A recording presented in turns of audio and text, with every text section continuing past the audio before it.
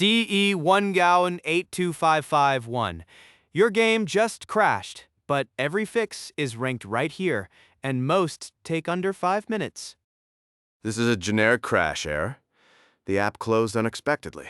It affects all PS5 games, but software fixes work in most cases. Try these first. Step 1. Update the game from your library. Step 2. Update system software to the latest version. Step 3. Power cycle.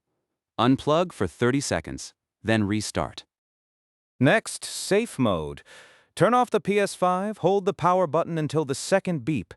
Connect your controller via USB. Pick option 2, clear cache and rebuild database.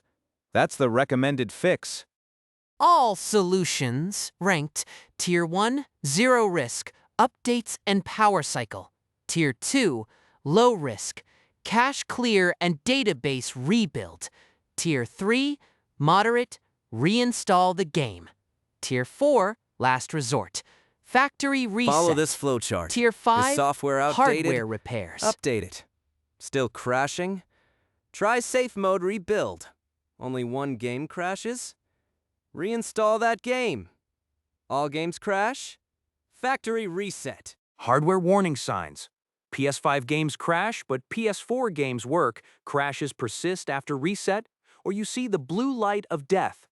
Failing parts include the GDDR6 memory, the APU, SSD controller, or liquid metal. Repairs cost $80 to $300. Critical info. PS5 uses liquid metal and it can leak. Models CFI 1000 through 1200 are high risk. CFI 2000 is medium. CFI 2100 and PS5 Pro are safe.